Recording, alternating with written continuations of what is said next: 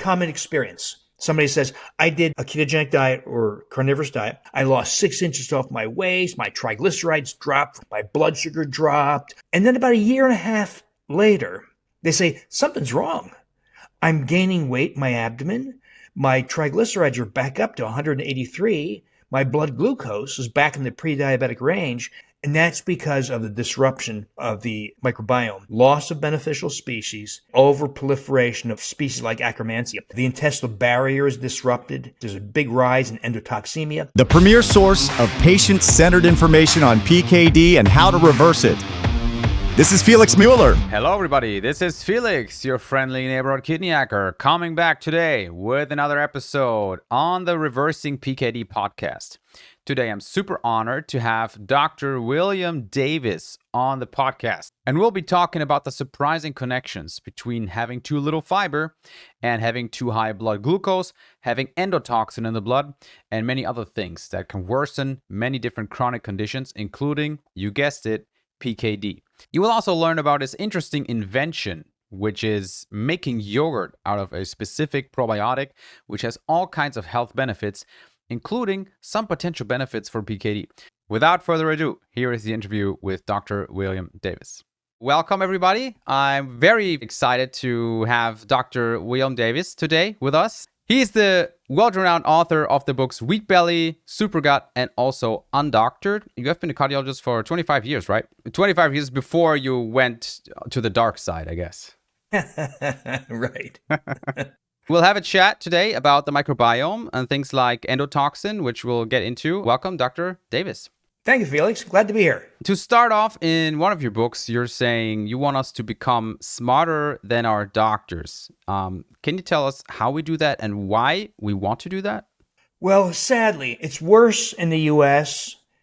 where healthcare is all about money, revenue, profit, and unfortunately, that's been put in the front and center. And so it's become less about health. And so the last person you want to consult on issues on health is the doctor. Ironically, if your car didn't start this morning and you had your car towed to the garage and the mechanic says, "Hey, Felix, I don't know what's wrong. You got to tell me." Yeah. You'd say, why would I even pay you to do this? But that's what healthcare has become. It's a system that dispenses revenue-generating procedures and products, and it has nothing to do with health. One of the perfect examples is the GLP-1 agonist world now. These drugs like Wegovy, Ozempic, and all those other mostly injectable drugs to lose weight. Why would that be necessary in a world where, up until recently, people were slender and healthy? And it's only been the last several decades that people have become obese and have health problems as a result. And you go to the doctor says stupid things like, well, move more, eat less, don't be lazy, don't overeat, push the plate away, and take this drug. The height of absolute ignorance. Yet that's passes for the prevailing standard in healthcare. And the tragedy, Felix, is that the real answers are already there. We have good science, thankfully, that tells us there are better answers, but it doesn't come from the doctor. Yeah. Wow. So all of that we are facing today, as I've heard from you before, is having a big impact on our gut microbiome and the state of our health that is sort of connected with that. Can you sort of give us an intro on the connection of those two? So many things that are happening in modern life. Overexposure to antibiotics. So by age 40 in the U.S., I think it's similar in your part of the world. Mm-hmm. By age 40, most of us have taken 30 courses of antibiotics. There are more than 1,300 antibiotic prescriptions written for every 1,000 children per year. So there's wild overexposure to antibiotics. Antibiotics are indiscriminate. They don't just kill bad microbes, they kill good microbes too. And you can't often get them back because if you kill something that doesn't grow back, it's dead, it's gone. Other factors like glyphosate, the active ingredient in the herbicide Roundup, that is also an antibiotic. And it's an antibiotic that kills off beneficial microbes, but not pathogenic microbes. And then so many other things. Chlorinated drink. In the U.S., we chlorinate. I know some parts of Germany use UV light, which is a better method.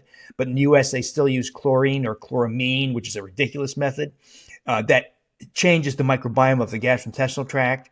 Other things like preservatives in food that are antimicrobial against the mold in your food, but also against your microbes in your gastrointestinal tract. On and on and on. Dozens of factors in food, in air, in water that change the gastrointestinal microbiome.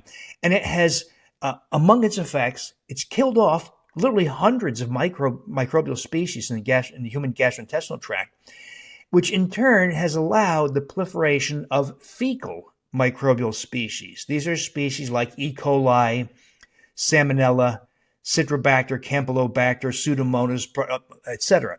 So those fecal microbes, no longer suppressed because of the loss of beneficial microbes, have overproliferated in the colon and then ascended into the 24 feet of small intestine. Now that is the formula for disaster. Because this has happened in the U.S., it's half the population. It's not talked about because there's no money. There's very little money in treating it. And it's new information. We have to accept that practicing physicians are 20 to 30 years out of touch with emerging science. That's just the way it is. Oh, they didn't teach me that in my training in 1992. Yeah. Imagine somebody in technology said that. Oh, they didn't teach me how to code that language, or they didn't teach me anything about AI in 1998. Ridiculous. It's ridiculous, but that is the prevailing standard in healthcare. And it's worse in the U.S. because of the profit-driven motives here. But it means that this phenomenon that afflicts half the U.S. population, 160 million people, Felix, have this overproliferation of fecal microbes in the small intestine. Now, the small intestine is permeable. That's where we're supposed to absorb vitamins, minerals, amino acids, fatty acids, etc. But when fecal microbes infest the small intestine, where they live and die rapidly, microbes only live for a few hours, tops. They don't live decades. So trillions of microbes in the small intestine living and dying rapidly. When they die, they release some of their components, specifically a component of their cell wall called lipopolysaccharide endotoxin. And that penetrates into the bloodstream. And when that happens, it's called endotoxemia. And that can be experienced as virtually all modern chronic diseases. It could be psoriasis. It could be dementia. It could be depression or anxiety or hatred, anger, fear, selfishness, narcissism. It could be rheumatoid arthritis. It could be type 2 diabetes or abdominal fat accumulation. It could be coronary disease, heart disease. It could be atrial fibrillation. In other words, all the things we're familiar with, type 2 diabetes, obesity, all these things are either initiated or worsened by this phenomenon of overproliferation of fecal microbes in the small intestine and the resultant endotoxemia that drives all these processes. So you're saying you have cured a narcissist with a gut remediation? Well, so interestingly, Felix, in the U.S., the psychology community has been formally measuring and tracking narcissistic behavior. They use these questionnaires. Question: I am a very important person in this world. True or false? 1963, 13% of people said, yes, I am. Our time, about 83% of people said, yes, I am a very important. So they've tracked measures like that, and there's been a 45-degree increase in narcissistic behavior. Also, increase in anxiety, depression, hatred, anger, isolation, divorce. So these are phenomena. Now, not to say that the microbiome is responsible for all of those things, but it plays a major role. So maybe social media is a contributor. Maybe a capitalistic consumerist society is a player here also. You and I can't do anything about that. We're not going to change the social network, the social fabric. But we could do something about what's gone on in the microbiome. And I think, because I'm seeing it play out, Felix, in all the people who are engaging in steps, very simple steps, to reverse this situation, not only get rid of anxiety and rosacea and type 2 diabetes, but they're also more generous.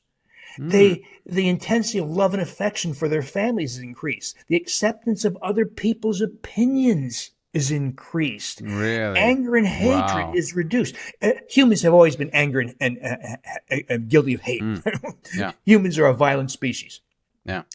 But we can ratchet back a lot of these phenomena by addressing the disruption of the human microbiome. And you're saying that's the microbiome in general, and it's not specifically the SIBO part, or is that really the key? SIBO is a big part of it, but there's other, there's an airway microbiome, there's an oral microbiome, there's a vaginal microbiome, there's a urinary microbiome, there's a brain microbiome. So, but the big player in all this in human disease is the gastrointestinal microbiome, but specifically SIBO, small intestinal bacterial overgrowth. Now, one of the problems in the scientific experience is that a lot of the studies that have been generated the last 20 to 30 years, really where the microbiome has become clear to be a major player in health. The distinction between colonic dysbiosis confined to the colon, and small intestinal involvement, SIBO, has not been made. And it's been difficult. Right. Only recently has the technologies to distinguish those two things become available. And one of the great changes is this thing right here. This is the original. It's called AIRE, AIRE. I have no relationship. I know the inventor, Dr. Angus Short, an engineer in Dublin, Ireland. Okay. He invented this to measure hydrogen gas in the breath, and this more recent one, measure hydrogen gas and methane on the breath. You blow into it, and it talks to your smartphone, because microbes produce hydrogen gas, but you do not.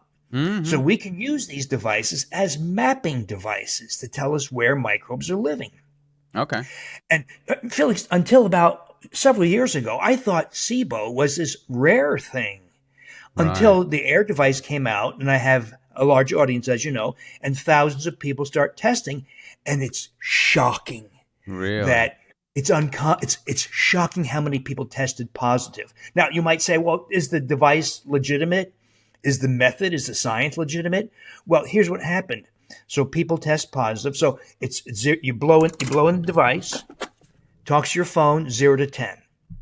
By the way, this corresponds. It's the same. It's a very similar test you can do in a lab or clinic where they gather your breath, but this is a direct measurement, not the indirect measurement you do in a lab. So direct measurement, let's say baseline is 1.2, really low. You ingest something that microbes metabolize. I use inulin. They use lactulose or glucose in labs, which is not a good idea, because we want something metabolizable by as many microbes as possible, especially those fecal microbes. So we're going to use inulin. So we use 10 grams of inulin, let's say in your coffee. So baseline, maybe 1.1, 1.2. Drink your coffee, test 30 minutes, 45 minutes later, up to 90 minutes, 9.8. Really? So a rise of more than 4 means microbes, because you're supposed to produce hydrogen gas when something gets to the colon, but the colon is 24 feet down, and that inulin can't get to your colon within 90 minutes. So any positive value before 90 minutes means there are microbes living in the small intestine. Ah, right. That's clever. So I called the inventor, Angus Short, because he thought he invented something that was useful for people with irritable bowel syndrome and on a low FODMAPs diet, low fiber sugar diet. And I called him, Angus, and said, no. I'm calling the inventor to tell him what he invented. I said, this is a mapping device. He says, oh, and he changed the whole focus of the company. Wow. And so now when you now here's the great thing. You test positive because maybe you had fat malabsorption. Maybe you had fat droplets in the toilet. That's a sign of SIBO. Or you have a food intolerance. I can't eat legumes. I can't eat fructose-containing foods. I can't eat nightshades. I can't eat histamine-containing foods. I can only eat these 7 foods. Very common here. Yeah. That's SIBO. Or maybe you have a condition that's synonymous with SIBO, fibromyalgia, restless leg syndrome, Wow, obesity, these sound very different. type 2. So you test positive with the air device, and then you take steps to correct the situation, to get rid of the invading fecal microbes in the small intestine. You test again, 1.3. And then also you'll see something improve. If you, for a very common situation, type 2 diabetic, hemoglobin A1C, 11.7%. I forget what that is in millimole. But anyway, Yeah. You do the basic program, it drops to 6.5%. So better, not perfect. 5% or less is perfect. You address the SIBO, 4.8%. In other words, in parallel with the improvement in breath hydrogen gas, we saw improvements in health by eradicating the invasion of fecal microbes in the small intestine, thereby reducing endotoxemia. And you're not doing that by killing off something in the small intestine, but you're doing it by restoring the actual microbiome where it should be. Oh, excellent point. So if you go to a doctor in the U.S. and you say, "Hey, I think I have SIBO and endotoxemia as a cause for my hypertension, rosacea, depression, anxiety, whatever," he'll say, "Did you consult Dr. Google?" Or, "Don't waste my time. There's no such thing." The depth of ignorance, Felix, delivered with authority, is astounding. Yeah. And certainly in this country, I think much of the rest of the world also. And so if the doctor even knows anything about it, he or she will say, "Well, here's a prescription for Xifaxan." It's an antibiotic. Now, antibiotics are a big part of the reason we got here. Is an antibiotic part of the solution? So the evidence is quite clear. If you took Xifaxan for a couple of weeks, it costs you a lot of money. It's not covered by insurance here. Its efficacy is about 55 to 60%. And then there's recurrences. Recurrence is the rule once you eradicate it. Sure. So I asked some different questions, Felix. I said, "Well, no, wait a minute. If you have SIBO, 24 feet of small intestine invaded by fecal microbes, if you took a commercial probiotic, would it go away?" No. That evidence is clear. You might get a reduction in bloating or diarrhea, but it won't go away. Right. So I asked this question. Well, what if we chose microbial species that are known to colonize the small intestine, where SIBO occurs, and produce bacteriocins? So bacteriocins are natural peptide antibiotics produced by microbes that kill fecal microbes. So I picked, this would be relevant to your German listeners, so I picked Lactobacillus reuteri, discovered by Dr. Gerhard Reuter in 1962, a German microbiologist who recovered it from breast milk of a breastfeeding mother in Germany. Really? So I took Lactobacillus reuteri, and then Lactobacillus gasseri, also small intestinal colonizing, bacteriocin producing. I originally chose Bacillus coagulans also for similar reasons. And then we do something odd. We take those microbes. When you buy a probiotic, let's say you buy Lactobacillus reuteri, you typically get it in very small numbers because it's very expensive to produce microbes. So I fermented it as something that looks and smells like yogurt. It's not yogurt. I don't want your listener to become confused and say you can go to the grocery store and buy it. No. So we're going to ferment it, and we're going to ferment it for a long time, 36 hours. When you buy yogurt in the store, they use different microbes and they ferment it for 6 hours or so. We're going to do it for 36 hours. So reuteri, for instance, Lactobacillus reuteri. Now, microbes don't have sex. There's no male and female microbes. They just double themselves. Yeah. So reuteri doubles about every 3 hours at human body temperature. So let's let them ferment for 36 hours, 12 doublings. We counted the microbes using something called flow cytometry, and we get about 300 billion microbes per 120 cc's, per half cup serving. And so we you can co-ferment them all three together. You can individually ferment them, and we consume about a half cup per day. And so far, of about 50 people, 90% have converted to hydrogen gas negative. And obtained all sorts of. One of the great things is you take Xifaxan, Maybe you eradicate some of the fecal microbes. It comes back in 3 months. But you don't get any other benefits. We do this way because what we're really doing, Felix, is while we're restoring microbes that kill fecal species, we're also restoring microbes that you should have had all along from your mom when you got delivered vaginally and breastfed. But you got exposed to antibiotics. Maybe your mom got exposed to antibiotics. Yeah. So we lost these what are called keystone species, very important foundational species. So what else happened? So you restore these microbes as this yogurt. Typically 4 weeks of consumption normalizes hydrogen gas, sometimes longer if you have a really bad case. You mean, what else happened? Are we restoring the three ones that we're fermenting, or are they helping restore other ones that we're getting from the environment? Both. So both happens. Both, you're restoring these lost microbes. So almost nobody in Germany, in the U.S., has Lactobacillus reuteri, for instance. Less than 1 in 25 people have it now, because it's very susceptible to common antibiotics. So Dr. Gerhard Reuter, when he first discovered it in 1962, he found it everywhere. It was in stool, it was in breast milk, it was other secretions. And over his 40-year career, he retired like 15 years ago or so. Over his 40-year career, he said it was increasingly more difficult to find it anymore. It was disappearing. Really? And that's been corroborated by other groups where reuteri has essentially disappeared. Even though, Felix, if you and I tested the stool of wild animals, raccoons, squirrels, deer, they all have reuteri. Oh, they still have it. If we tested the stool of indigenous hunter-gatherer populations in New Guinea, in Brazil, the rainforest of Brazil, or the eastern coast of Africa, the Malawi, they all have reuteri. Okay. It's modern people who've lost it because of our exposure to antibiotics and other factors. So when you restore reuteri and those other microbes, not only do you get rid of SIBO, you also, one of the other effects of reuteri specifically is the boost in the release of oxytocin, the hormone oxytocin from the brain. And so what you experience with that is ladies go nuts for this stuff because they lose their wrinkles. Oh, because there's an increase in dermal collagen.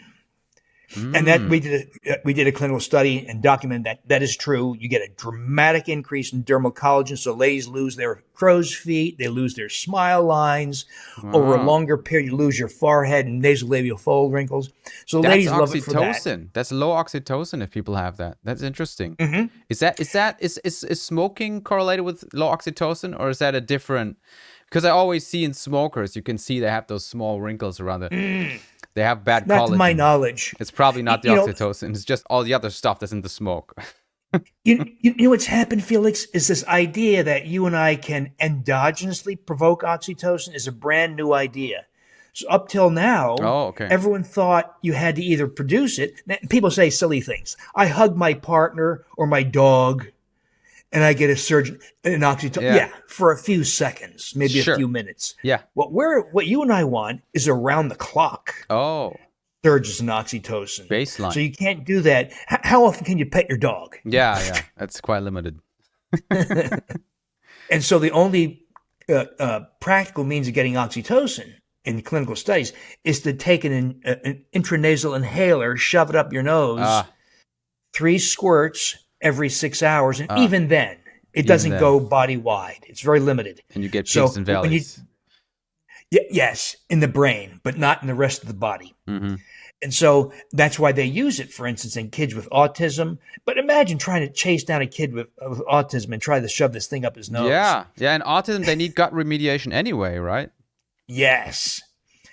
It's also used in marriage counseling, so that you tend to see the opinion, but very impractical, right? Shove it up your nose every 6 hours. The yogurt is much better. Have a yogurt while you're at the counselor. Does the reuteri from the yogurt, as it's a super high amount, right? It's not comparable to any kind of tablets that you could take. Does it colonize, or is it a thing, if you skip it for a couple of weeks, it's going to be gone again? That's a fundamental problem. So it colonizes probably for a few days, maybe 5 to 7 days. Well, why is that? So if your mom gave you reuteri, you would have it for a lifetime, unless you got exposed to antibiotics and glyphosate, etc. But if we get it as yogurt or as a probiotic, it colonized your GI tract for several days. Why? Nobody knows for a fact, but I believe it's because of the lack of what's called a guild or consortium. That is, microbes are just like humans. We don't live in isolation. We have partners and friends and family and communities and co-workers. So microbes are the same. They live in communities. And we don't know yet what the community of rotari is. So maybe who knows, 5 years, 10 years, we say, all right, Felix, don't just get rotari and these other 7, 10, whatever microbes that support rotari and each other. And that's how you encourage long-term colonization. But no one's worked that out yet. It needs the right environment. I see. Yes. Yeah. Via metabolites. So in our community, there's a lot of people that are on a ketogenic diet. And some of them are now sort of pivoting over towards carnivore. And that's not something that I recommend personally, but it's something that's been coming up in the community more and more. And I would love your comments on common pitfalls with keto versus carnivore, if you can comment on that.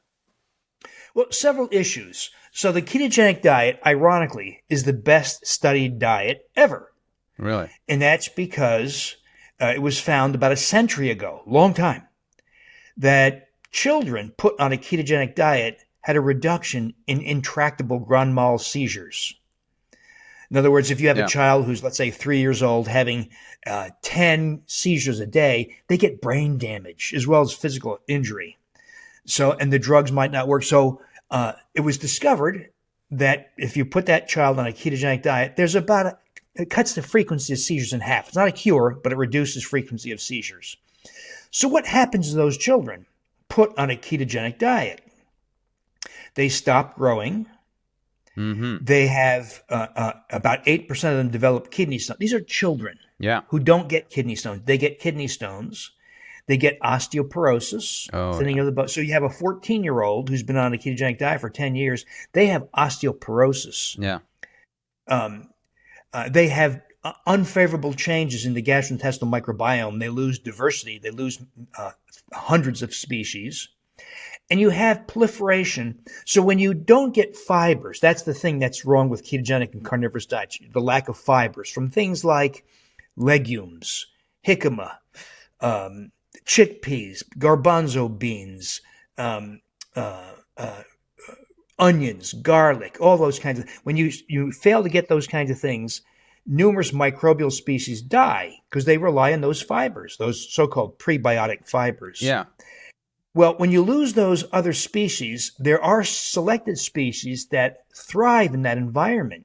One is Akkermansia muciniphila, mucus lover, muciniphila. Right.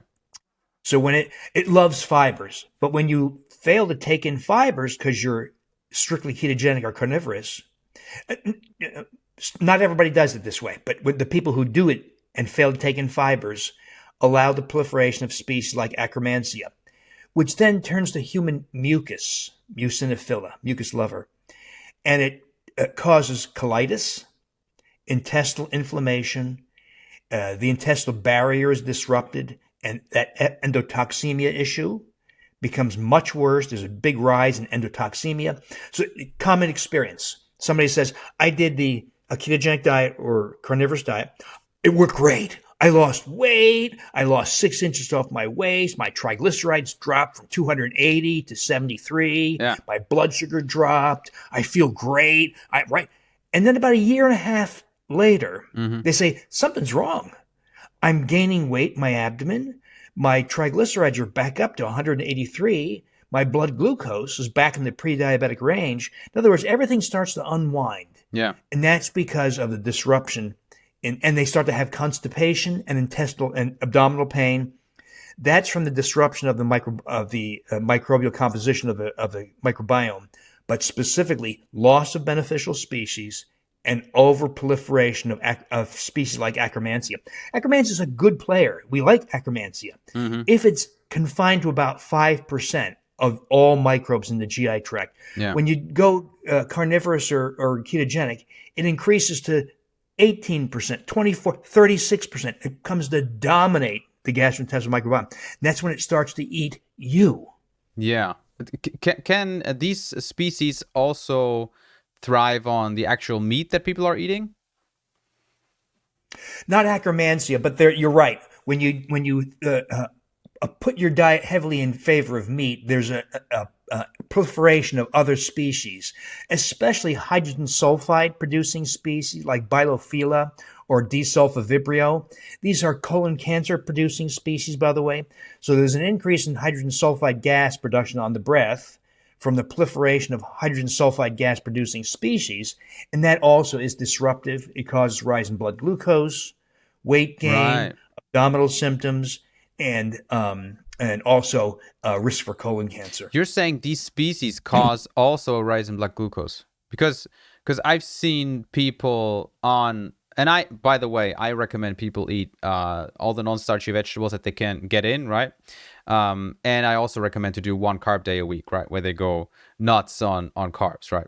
But there are some people who don't follow, of course, all that, and I have heard numerous times that people see creeping up blood glucose over time, over the days and months, that they are not doing enough carbs. And you're saying that's probably related to that? Yes, it's due to loss of beneficial species and overproliferation of mucus-consuming species. So you would also say fiber is basically sort of a way to also protect against worsening leaky gut. Yes, absolutely. So fibers are the precursor to things like butyrate that heal the mucus, the intestinal lining. So there's more you can do. Vitamin D is very important. Oh, yeah. Omega fatty acids is very important for the mucus and the intestinal barrier. Not allowing proliferation of fecal microbes, not allowing overproliferation of hydrogen sulfide gas producing microbes. So there's a lot of things you can do to reduce endotoxemia. And by the way, this is not speculation. This is based on good science. That came from Belgium. Wow. So Dr. Patrice Canny. So for many years, a lot of the alternative health practitioners have talked about gut leak, Yeah. but had no science behind it. And then finally, Dr. Patrice Canny and his group in Belgium, they were at the time in France, they've since relocated to Belgium, did the first study in 2007, documenting that this is a real thing. Yeah. That is endotoxemia, lipopolysaccharide, that's the compound. Endotoxemia is a big driver of obesity and type 2 diabetes. And since then, it's been corroborated numerous times and expanded. It's become clear that lipopolysaccharide endotoxemia is a big player in numerous health conditions, type 2 diabetes, obesity, polycystic kidney disease, etc. Yeah. That's music to my ears because I think it's so important. And the first time that I was made aware of this, and I'm not sure if that paper is well known, but there was a symposium, I think it was in 2010, by J.P. Nolan on liver cirrhosis. And they found that liver cirrhosis basically can only ever occur in the presence of endotoxin. And it doesn't matter how much the liver is injured. Is that something that you have investigated? So if you have 24 feet of small intestine, as well as colon, filled with fecal microbial species, when the intestines are drained, the blood from the intestines are drained, they go into the portal system, the portal vein system. And the portal vein goes directly from the intestines to the liver. So the liver is the primary recipient of this pounding from endotoxemia. Yeah. So it's the liver. So fatty liver. Now, over half the U.S. population, Felix, has fatty liver now. Jesus. Because of ignorance Yeah. among my colleagues, ignoring the fact that colonic dysbiosis and SIBO, the venous drainage, the vein drainage to the liver via the portal system, is the driving factor in, there's other factors, of course, also, but is the major factor in cirrhosis, non-alcoholic steatohepatitis, NASH, fatty liver, and numerous other conditions. Now, some of that endotoxin, of course, gets through the liver and enters the main circulation, the systemic circulation. One of the problems we have with this issue is that the blood test for lipopolysaccharide endotoxin is limited, it's flawed. So if someone was septic, let's say they had a bladder infection Yeah. that ascended into the kidneys. That's pyelonephritis. And then those microbes get access to the bloodstream. That's urinary sepsis. Yeah. And you get very sick. You go into shock. You can't breathe. You go in respiratory failure. You get intubated, put on a ventilator. You can go to kidney failure. So sepsis, the endotoxemia of sepsis, where there's more than 100-fold increase in endotoxin levels in the bloodstream, that is very dangerous. So we're talking about more like a 200 to 400%, 2 to 4-fold increase. The problem is that probably underestimates the severity of endotoxemia in SIBO, because one of the problems measuring lipopolysaccharide endotoxin is that it's an antibody test. Right. And the lipopolysaccharide endotoxin of E. coli is different from the endotoxin of, say, Klebsiella or Citrobacter or Campylobacter or Pseudomonas. Or in other words, so when we say that there's a 2 to 4-fold increase in blood levels of endotoxin, it's probably a dramatic underestimation because of the flaws of the test. Yeah, because it's just that one type of endotoxin. So it might be 100 different ones. Wow. Okay. So in PKD, this like the whole connection with endotoxin is not really well known. There are some papers that have investigated it, and there's one of them that I wanted to tell you about, and I wanted to get your opinion on. So it's a pretty old paper. I think it was 1986, where they took 2 groups of mice, and one of them, of course, both were, I think it was called CFWWD mice. So it's a model for human PKD. And one of them was germ-free, and the other one was not germ-free. And the germ-free group of mice had about 5% had cysts, and the other one, of course, 100% had cysts. And I have my own conclusions, but I would love to hear what you think is going on. That theme, Felix, has played out in numerous other conditions. That is, germ-free mice don't get a condition. Mice that have their gastrointestinal microbiomes restored develop. It could be polycystic kidney disease. It could be type 2 diabetes. It could be depression. It could be obesity. Could be any number of other conditions. Well, can humans be germ-free? No, not really. It's hard to do. So, as you know, it takes extreme conditions to make a mouse germ-free. So it's impractical. Yeah. So what microbes then are responsible? What's very likely, and the science has really blossomed in this, it's the microbes. So there's 2 general groups of microbes. There's gram-negative and gram-positive. Yeah. Now, there are problems with both, but the major driver of SIBO, colonic dysbiosis, and endotoxemia are the gram-negatives. Yeah. They're called gram-negative because they stain in a certain way, but it also means they stain that way because of a component in their cell wall, polysaccharide, endotoxin. So it's the overproliferation of gram-negatives that is the driving factor in a lot of these diseases. Not to say there's not a contribution of some of the gram-positives, like Enterococcus and Streptococcus. They are. But the major driver is the overproliferation, especially when they reach the small intestine, the permeable small intestine, of these so-called gram-negative microbes that then, when they die, they release that endotoxin. And that's the driver, probably, of cyst formation in the kidneys, of weight gain in the abdomen, of skin rashes, of mental effects like depression, panic, hatred, dementia, Parkinson's disease, Lou Gehrig's disease, on and on and on. Yeah. But it all boils down to the overproliferation of fecal microbial species, the gram-negatives in the small intestine mostly. So have you looked at other conditions where a genetic component is involved? I know PKD is a bit specific in that case because at first glance you would think, well, okay, this person has a genetic condition, this one doesn't, and why does this one with a genetic condition respond to something in the gut with cysts, and why does this other person not respond that way?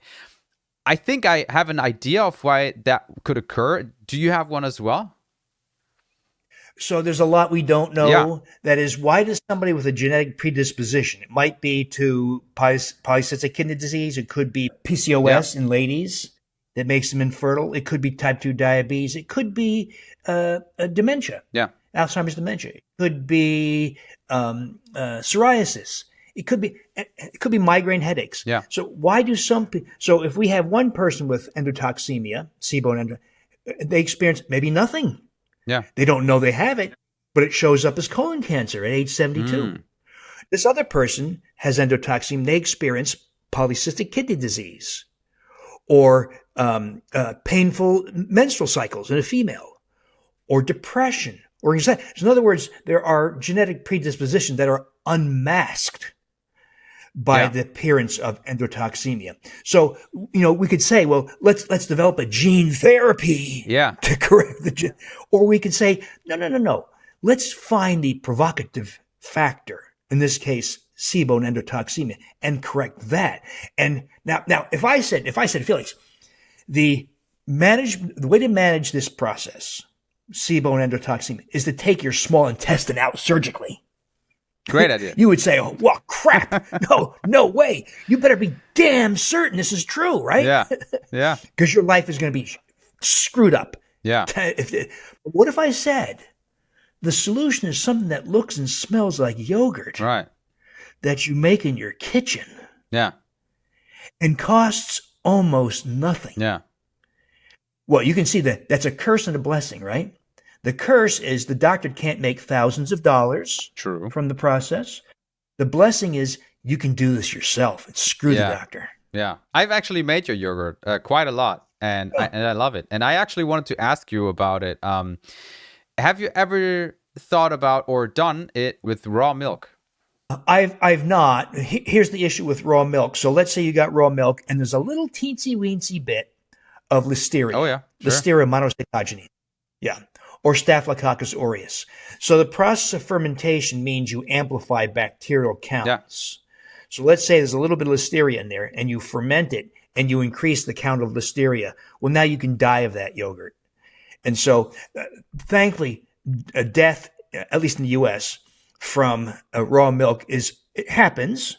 I think there's 33 deaths per year, for instance, in the state of Minnesota, with a lot of farmers and dairy farmers, and they often feed it to their children. So a lot of farmers had their children die from raw milk, but it's still uncommon. Yeah. But when you make it into yogurt and ferment it, you increase the counts of those microbes, and you potentially make the yogurt a lethal thing. And you don't think that giving a starter that's like many times higher than the listeria in the raw milk would probably fix that issue? No one's looked at that, to my knowledge. Mm-hmm. You're right. When you pasteurize it or heat the dairy, you do lose some of the beneficial microbes, but at least it's now safe. Yeah. But to my knowledge, no one's looked at that. Yeah. That's a tough thing to prove, by the way. Yeah. You'd have to do hundreds of dairy samples and then ferment them and then test the final product for the presence of pathogens. So to my knowledge, Felix, no one's done that. And of course, you're doing it to multiply that microbe that you put in. So, I mean, even if you were able to, and I've done it with raw milk, it was fine. But of course, I don't recommend anyone else do it. But we're doing it to amplify that one that we're putting in with the tablet, of course, and that makes the most sense. So it doesn't really matter if you're using coconut milk or pasteurized cow milk, because we just need the medium, and we're adding inulin to it, right, to help it grow. Yeah. So this method,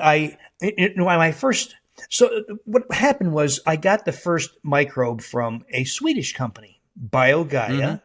And they had a product called Gastrus, Gastrus, and they were all about infant health. Right. Giving children this microbe, and it reduced colic, abdominal discomfort, and regurgitation of breast milk or formula. So that was their whole thing. Right. Then there's a group at MIT, Massachusetts Institute of Technology, who was playing with rhodori. They're a cancer group. Mm-hmm.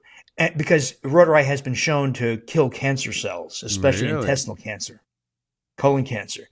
So they started giving rhodori to mice, and they started seeing all these unexpected things. In their words, they developed rich and luxuriant fur within a week. So they did a bunch of experiments on these mice. They gave them skin wounds and saw the wounds heal in half the usual time. Really? They saw if they fed the mice a very poor diet, meant to mimic fast food, garbage food. Yeah. They saw the mice who got the garbage food got fat, got old, lost their hair, stopped mating, stopped playing, and died. But animals who got bad diet and rotari stayed slender and thin Really? until they died. In other words, it had a youth-preserving effect. They saw male mice have a 300% increase in testosterone, marked increase in growth hormone, an increase in mating, grooming behavior, social behavior. There was an amplification of the immune response. In other words, a whole host of huge. Well, I got that microbe. I thought, that's it's really interesting. Let's see if it happens in humans.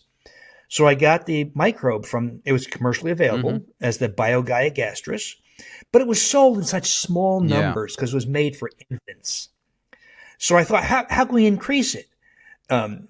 So I fermented it using this method of extended fermentation, and we did serial flow cytometry to see where you got the maximum number, and it's about 36 hours. Oh, it goes down after 24 that. hours. It goes down after Really? that. Yeah, probably because of competition. Oh. So at 48 hours, you actually have either a decline or no further increase. You get a lot more dead microbes. So 36 hours seems to be like the sweet spot. So we use prolonged fermentation. By the way, I called the Biogaia people, and they said, you can't make yogurt. No one's ever done it. I said, I've done it dozens of times. And they said, we don't care. Don't call us anymore. So no interest. So we use this method of prolonged fermentation. And it's kind of like your garden in your backyard. If you plant tomatoes in springtime, how do you get bigger, juicier tomatoes? Well, throw some fertilizer, like cow manure or something on your garden. So we're going to fertilize the microbes. I chose inulin because inulin is metabolizable by most microbes. So we add inulin, and it increased counts. So the prolonged fermentation increases counts hugely. The addition of prebiotic fiber increases microbial counts about fourfold. Wow. Not as much as time, but it does increase counts. And the end result is thicker and richer. That's what I noticed. It's in that case you get actual yogurt. If you don't, then it's very, very watery, right? Yeah. So that is worth it. So I think it's a super interesting addition to a regimen, especially for people who are already struggling with gut stuff. And in the PKD community, people are sometimes aware that they have gut issues, sometimes not. And one thing that I found in the research is that the mutation that is PKD actually changes the structure of the tight junctions. So I don't even know if there is a optimal state for PKD people, or if we will always have some kind of leaky gut just because it's genetically always there.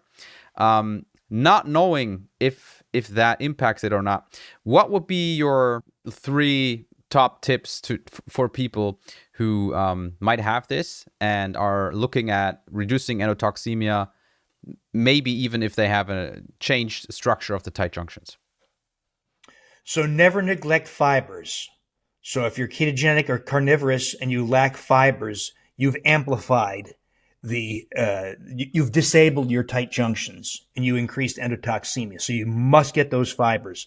Now the fibers like inulin, fructooligosaccharides, galacto-oligosaccharides, pectin, all those, the fibers and polysaccharides that you need to get from diet. It could be from legumes like black beans, white beans, kidney beans, chickpeas, hummus. Well, those would be onions, high carb garlic, again, right? shallots. So they are carbohydrates. Yeah. So we do have to be mindful of carbohydrates because I don't want you to get heart disease. Yeah. Because carbohydrates cause heart disease. Contrary to the nonsense that comes out of the American Heart Association and the USDA and U.S. Department of Health and Human Services, who says it's dietary fat and cholesterol, which is nonsense. Yeah. Dietary carbohydrates that drive formation of VLDL and small LDL particles. That's the cause for heart disease. So we add back those fibers, and that amplifies and increases the production of akkermansia, but not to the extreme that comes from lack of fibers. Akkermansia likes fiber. So we want akkermansia, but no more than 5% or so. We want species like Faecalibacterium prausnitzii, which is a major producer of butyrate that in turn strengthens the intestinal barrier. So the fibers amplify the beneficial species, specifically butyrogenic species that produce butyrate, Right. butyric acid, and strengthen the intestinal barrier. So Akkermansia, Faecalibacterium, Lactobacillus, Eubacterium hallei, all those are, you don't have to remember that, but they're all promoted by ingestion of fiber. Yeah. Another very important thing is ingestion of fermented foods, like sauerkraut. Yeah, I love sauerkraut. Fermented sauerkraut, of course. Kimchi, fermented veggies you ferment on your kitchen counter. This should be almost without cost. Very, very low cost. And you're not opposed to wild once fermentation of those? So wild fermentation, meaning fermentation from the microbes resident on the surface. You can do that, or you can buy a starter culture. Yeah, good. That's another way, and it goes better. faster that way. Or you can get some sauerkraut from a friend, Yeah. or from the grocery store, and use that, provided it's fermented, and use the brine to add to your vegetables. yeah. Let's say you chopped up a bunch of cabbage. You can add that brine, a couple tablespoons, and then cover it, of course. You have to keep it free of air, so maybe top it up with filtered water, or use a device to keep the veggies submerged, and then leave it on the kitchen counter. If you rely on the microbes resident on the surface, like of a cucumber to make pickles or a cabbage to make sauerkraut, it's going to take about a month to ferment. If you use something that has microbes in it already, some pre-fermented sauerkraut, a packet of starter culture, then it'll ferment in about a week. Yeah. 5 days, 7 days, something like that. So it's about timing. But you get species like Leuconostoc mesenteroides, or Pediococcus pentaceus, or Pediococcus acidilactici, or Weisella species. You get species, Felix, that don't colonize the GI tract. What the hell good are they if they don't colonize the GI tract? Well, that's the wonderful thing.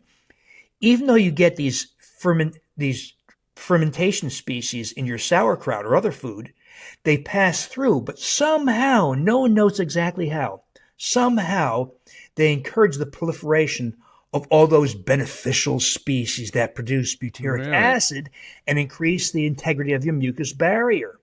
So that's the work of the Sonnenbergs, Erica and Justin from Stanford. They did that study where it's consumption of fermented foods. So you get those species from fermented food, and then you have an increase in Eubacterium, Lactobacillus, Faecalibacillus, all those beneficials. How? No one knows how. Okay. Remember this? If you have a pile of rags, oily rags in your garage, does it make rats? No. You can't make life out of it. How in the world do we get beneficial species out of the blue? No one knows. Yeah. Presumptively, they were latent. Yeah. Or present in small numbers, and somehow the consumption of fermented foods triggers them, allowed those beneficial species to proliferate. So that's a big factor in all those conditions, including PKD. Wow. Okay. So if people want to make that kind of yogurt at home, be honest, how many times can they reuse the bit of the yogurt that they just made for the next batch? So if you're using a single species, let's say Rotari or some other species, you can do it forever. Really? In other words, if I have a tomato that I grew in my garden and I save the seeds, I can use those seeds to plant tomatoes next year. I can save the tomato from that harvest, and you can do that forever, right?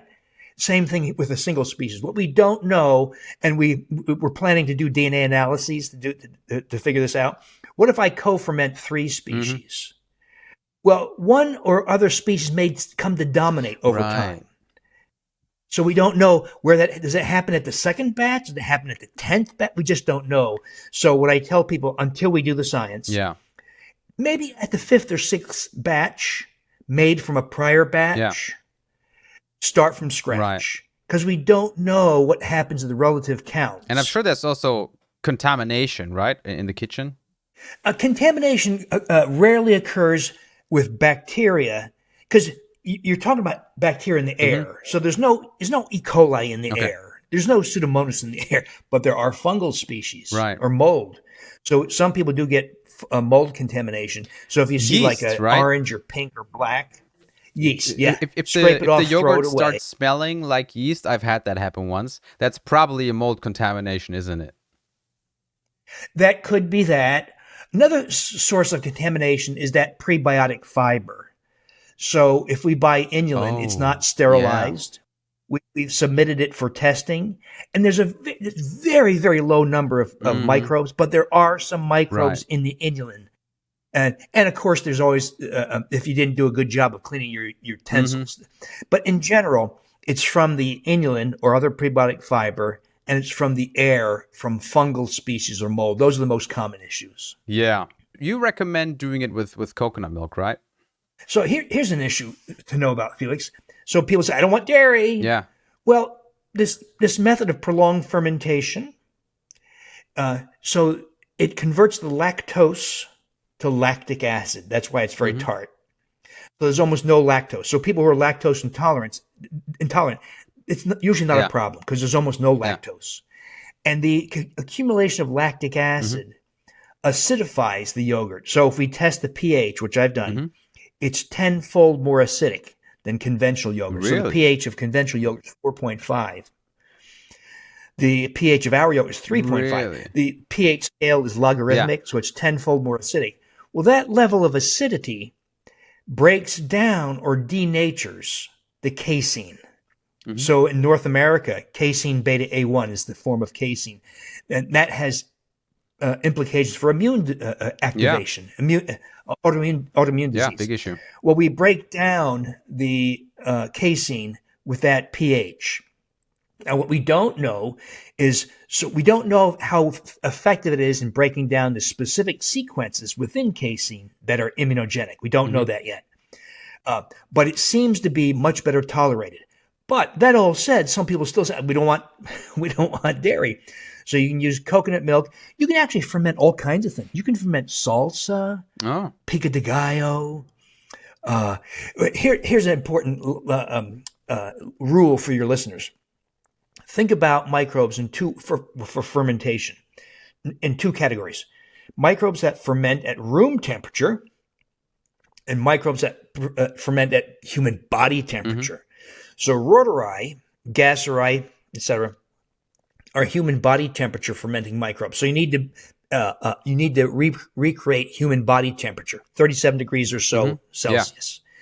But then there are those fermenting microbes like Luganostoc and Pediococcus in sauerkraut and other foods. Those like room temperature. And so those you can ferment on your kitchen counter. But it's rotari, gasseri, bifidobacteria species, other lactobacillus species that you have to ferment at human Yeah. body temperature. So that's why, as you know, we use yogurt Yeah. makers or sous vide devices or other devices to keep it at human body temperature. Yeah. Getting a small yogurt maker is surely very, very Mm-hmm. economical for most people. There's like there's tons on Amazon, and they very cheap as well. Mm-hmm. We have some people in the group that are concerned still about the effects of fiber on the ketogenic diet. Can you talk a little bit on that? I think people confuse two things on a ketogenic diet: ketosis per se and lack of fiber. So there's nothing wrong with ketosis. So if you have elevated levels of beta hydroxybutyrate and the other acetoacetate, etc., there's nothing wrong with that. That may in fact have some modest benefit. But it's the lack of fiber that has serious long-term consequences. So you can be ketogenic but have some small servings. So what we do is we limit our net carb exposure, Yeah. total carbs minus fiber, to 15 grams or Yeah. less. And that way you get some of your fiber. So easy things to do. Add a tablespoon of black beans to your egg, your omelet Yeah. in the morning. Yeah. Add some inulin powder to your coffee. Sure. A teaspoon. Yeah. And that's how you avoid the overproliferation of species like Akkermansia and get all those adverse effects. So it's very, and you can still be ketogenic. Yeah. Sure. And is there any reason not to use things like cruciferous vegetables for the fiber, or does that work as well? Oh, that works great. Yeah. Yeah, cruciferous, below the ground vegetables, they're all wonderful, but they're necessary to maintain balance in the gastrointestinal microbiome. Okay. Well, that's great, and that's good to know, because there's many people that have sort of forgotten the importance of fiber in the diet, and they think they can just get away with just being ketotic all the time, which is great for PKD and for cancer, as you're probably aware. And they're very similar on a molecular basis. But I think this is a very important interview to hit home the importance of fiber to really, I mean, as I understand you, is it really the main point that we're trying to prevent Akkermansia and other species from sort of eating up our gut lining? Is that the main issue, or is it something else? That's the main issue, but there's also overproliferation of unhealthy species that happens, the loss of beneficial species. These are the species like Faecalibacterium, Eubacterium hallei, and overproliferation of those gram negatives. So when you have that overproliferation of gram negatives, they're very inflammatory on the intestinal lining, and that further increases the permeability. It degrades the barrier, the intestinal barrier, the tight junctions. So overproliferation of, this is called proteobacteria. Those are the fecal microbes. The overproliferation of proteobacteria in and of itself degrades the intestinal barrier. So that's important also. Vitamin D, very important for the intestinal barrier. Omega-3 fatty acids disable the, increase intestinal alkaline phosphatase. That's the enzyme that lines the intestines that degrade lipopolysaccharides. So that's important also. Wow.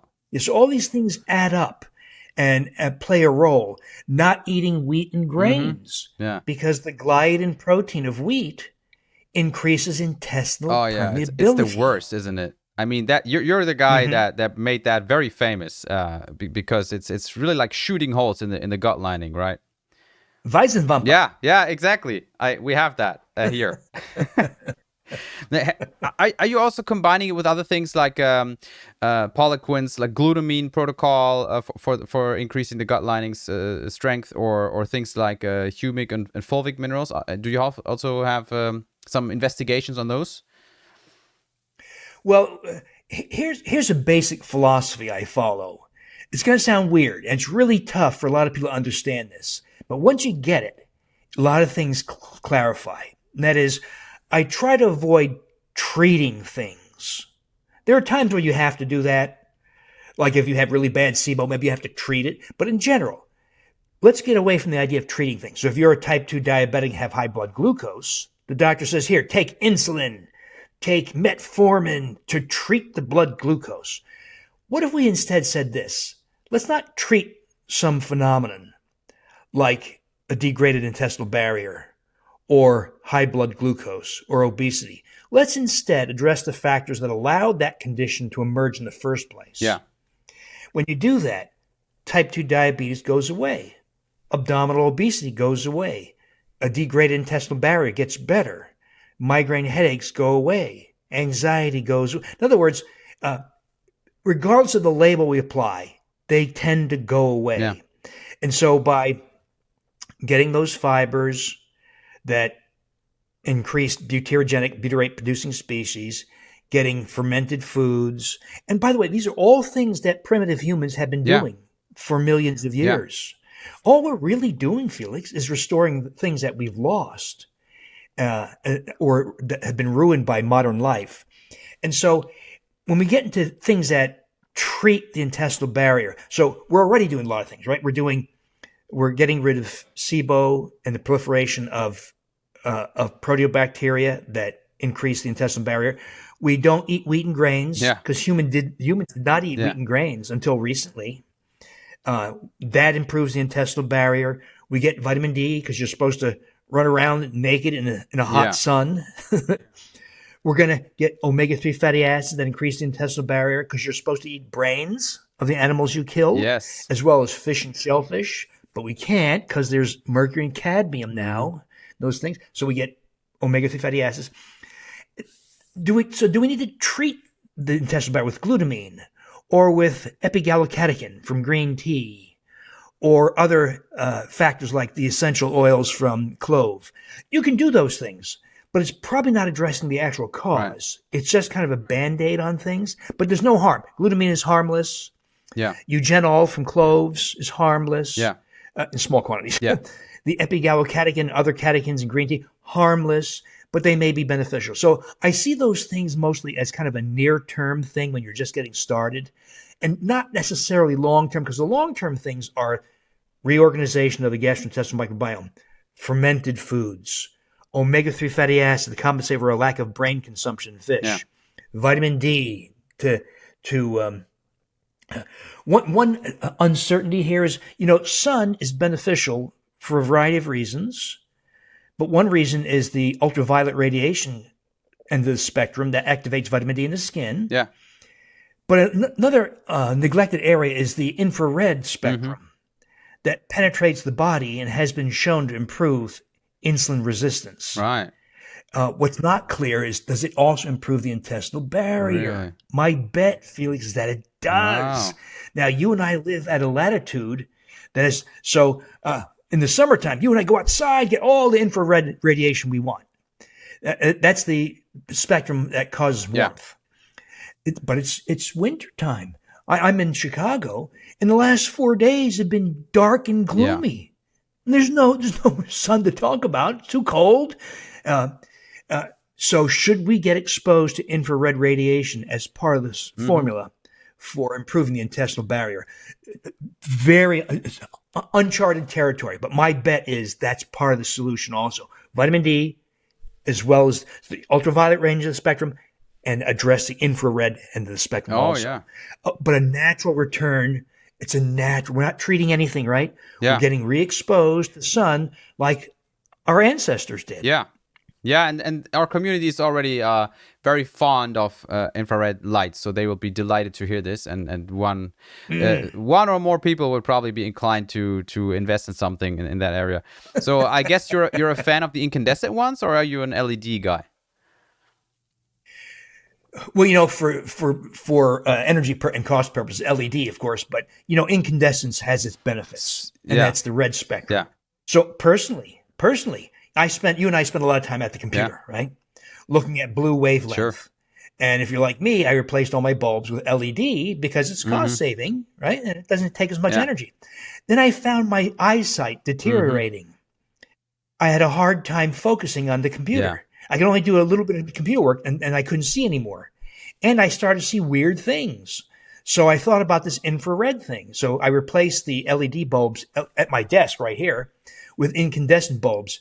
Felix, within 3 days, it all went away. Really? That is fast. Wow. Yeah. That's cool. Because, we know with good science that it's the retina and the brain that are richest in the mitochondria that are activated by the infrared spectrum. Right. So I presume that was the effect. Yeah. That is a very good tip for everyone. LED lights, great for the bill, maybe not that great for biology. And not that great for Bill Davis, and not that great for Felix as well. So, yeah. Oh man, I love that we got that turn at the end because those are all topics that deserve so much more attention than they are getting right now. So I think we're running out of time. It was amazing to have you on here. I think it was great to get this new push towards fiber and towards fermented foods, and to inspire some people to get more of L-reuteri and the other ones that we talked about just now, and maybe try out making that yogurt for once. I think that's an amazing idea. Let people know where they can find you as well. Yeah, most of my books are international. I just can't. So Vice and Vampa is the original Wheat Belly book. I don't recall if Supergut is, but it is available, of course, in English right behind me here. There is my blog and website, which is williamdavismd.com or drdavisinfinitehealth.com. There's several thousand blog posts where I talk about these kinds of things. Of course, Facebook, Instagram, and YouTube. I'm trying to do a better job on YouTube. I only have about 350 videos, but there's some out there, including a lot of stuff on SIBO and those kinds of things. So I try to make these kinds of things available. Because, Felix, if there's an enemy here, it's the pharmaceutical industry and healthcare. For sure. People who have abdicated their responsibility to human health and do everything. So a colleague of mine, Dr. Mark Hyman, who's very famous Love in the Mark. U.S., he engaged in congressional testimony recently, and he said something priceless. He said, in the U.S., we don't have an evidence-based healthcare system. We have a revenue-based healthcare system. And that is priceless. That is so true. Yeah. If you want health, now if you're in a car accident or break your leg, go to the hospital. Yeah. But if you have SIBO or polycystic kidney disease or type 2 diabetes, or you're obese or depressed, the last person you talk to is the doctor. They don't know what the hell they're doing because it's all about pharmaceuticals and procedures and money. And it shouldn't be about that. Yeah. That's why I help support projects like yours, because you're educating people on the real story. Wow. Wow, that is so powerful. And I was hoping to see that town hall with Mark and Robert F. Kennedy, but I think it was canceled due to the hurricane, so that was very sad. Mm-hmm. Yeah, but I hope that he'll get another chance of taking center stage because I think that's a very, very important message. Thank you so much for being here, and to everybody. Thank you, Felix. That was Dr. William Davis from the USA. All right, there you have it. I hope this was a very insightful interview for you, especially if you were sort of on the low vegetable side of keto or even carnivore. This might be something to investigate if you're not seeing the results that you're looking for. Also, if you want to make William Davis's famous yogurt, then you will find a recipe for that in the description, as well as a link to the probiotics that you will need for it. If you like this episode, please give it a thumbs up. And if you're on a podcast platform, please rate this podcast 5 stars. Thanks for listening. And until the next time, happy healing.